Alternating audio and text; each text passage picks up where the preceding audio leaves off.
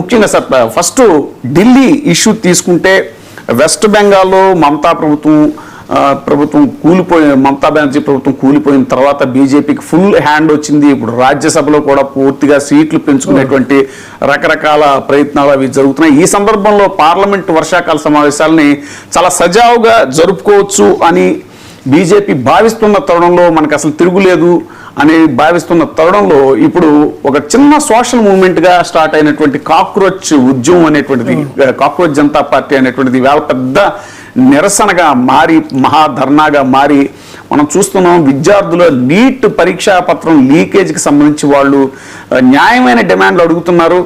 ఏం లేదు, అసలు దీనికి బాధ్యులైన వారిని శిక్షించండి, అంతేగాని మీరు మళ్ళీ మేము పరీక్ష కండక్ట్ చేసేసాము అంటాం ఎంతవరకు సమంజసం అని దీనికి ధర్మేంద్ర ప్రధాన్ ఎవరైతే కేంద్ర విద్యాశాఖ మంత్రి ఉన్నారో ఆయన బాధ్యత తీసుకోవాలి అని, ఆయన రాజీనామా చేయాలి అనేటువంటిది ఇప్పుడు ఆ రాజీనామా ప్రధాని దగ్గర నుంచి ప్రధాని దాకా ఆ నినాదం వెళ్ళింది.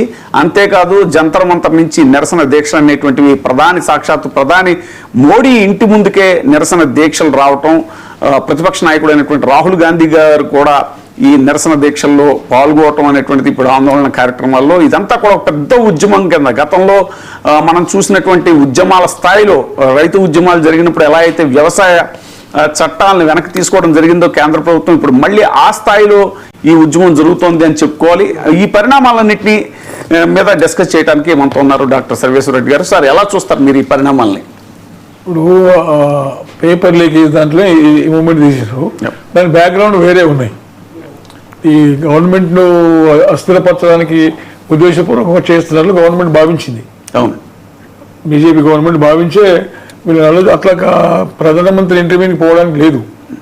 అండ్రులు బాబందర్లు పోతే రేపు మంచిగా చెడ్డ who is going to prevent అనే కాన్సెప్ట్ కింద to maintain the peace and సెక్యూరిటీలో భాగంగానే పోలీసు వివరించారు. తర్వాత పోలీస్ కానిస్టేబుల్ను కూడా ఒక 50 మంది కలిసి ఒక కుక్కను కొట్టి కొడుతున్నారు. అది కొట్టినప్పుడు చూసుకుంటే ఎవరు ఊరుకుంటలేరు కదా, పార్ట్ ఆఫ్ ది పోలీస్. అందుకొరకు అదిగో వాళ్ళు చేస్తున్న తప్పే. తర్వాత ఆ ఎడ్యుకేషన్ మినిస్టర్ను తీసేయమంటారు, దింపేయమంటారు. ప్రతిదానికి దింపేసుకుంటే పోతే కాగా మళ్ళీ ఎగ్జామ్ కండక్ట్ చేయని ఒక కాన్సెప్ట్ లేదు. దాని మీద ఎడ్యుకేషన్ మినిస్టర్ కదా, ఆయన దించేస్తేనే మేము శాంతిస్తాం, లేకుండా లేదని చెప్పేసి. ఇంకోటి హర్యానాకి వెళ్ళి వచ్చే ట్రాక్టర్ల మీద అంతా చాలా మంది వచ్చారు. అది అక్కడ ట్రెండ్ ఉంది.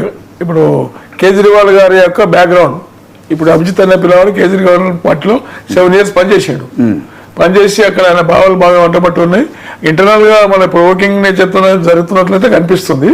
మన ఇంత అండ్రుడు మా పోవడం మాత్రం కరెక్ట్ కాదు. అంటే ఇంటెలిజెన్స్ వైఫల్యం అంటున్నారండి పోలీస్ అధికారిగా మీరేమంటే? ప్రజాస్వామ్య వ్యవస్థలో ఈ పార్ట్ ఆఫ్ ది డెమాక్స్ లో ఈ ఇది చేయడం కానీ, స్పీచ్ ఇవ్వడం కానీ, రాస్తారోకలు చేయడం కానీ, ఈ మాపు వచ్చి నిలబడడం కానీ జరుగుతుంటుంది. దానింత మాత్రం అండ్రుడు మాపు అటాకింగ్ పోవద్దు కదా. అంతవరకు ఆలోచించినట్టు they are protecting the fundamental right కదా, ఆర్టికల్ 19 Clause 1. ఓకే, మరి ఇదే మరి రైతు ఆందోళన టైంలో వ్యవసాయ చట్టాలు వెనక్కి తీసుకున్నారు కదా, అప్పుడు అది డిమాండ్ కరెక్ట్ అనిపించినప్పుడు ఇప్పుడు దీంట్లో కూడా ఈ మినిస్టర్ తీసేయకుండా మన నీట్ ఎగ్జామ్ సపరేట్ కండక్ట్ చేయమంటే అయిపోతుండే.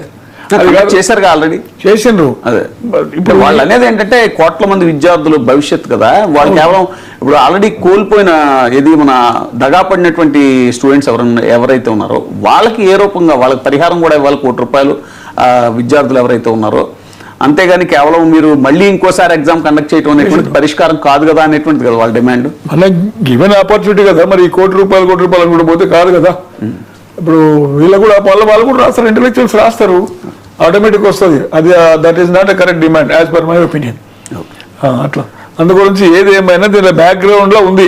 వాడు దీక్ష కూర్చుంటే పోయి కేజ్రీవాల్ పోయి పలకరిస్తాడు, రాహుల్ గాంధీ పోయి పలకరించేస్తారు, సపోర్ట్ చెప్తారు. తర్వాత ఉత్తరప్రదేశ్ మాజీ ముఖ్యమంత్రి, ఇవన్నీ against the parties. Akhilesh Yadav వాళ్ళందరూ పోవడం మూలంగా దీనికి రూపం చేంజ్ అయింది. వచ్చిన మీనింగ్ కూడా అవుట్ సైడ్ ఆఫ్ పబ్లిక్ లో కూడా వీళ్ళందరూ బ్యాక్గ్రౌండ్ నుండి అవాయిడ్ చేసి పంపించింది అనే కాన్సెప్ట్ కింద వచ్చింది. ఓకే సార్, గఫూర్ గారు ఒకసారి గఫూర్ గారు సార్ మీరేమంటారు సార్? ఇప్పుడు ఉద్యమం కాస్త చాలా తీవ్ర రూపం దాల్చింది అని అనుకోవాలి. అయితే ఇప్పుడు రాహుల్ గాంధీ గారు వచ్చినంత మాత్రాన అది రాజకీయం అయింది అని ఆరోపించడం కూడా ఎంతవరకు కరెక్ట్? మనం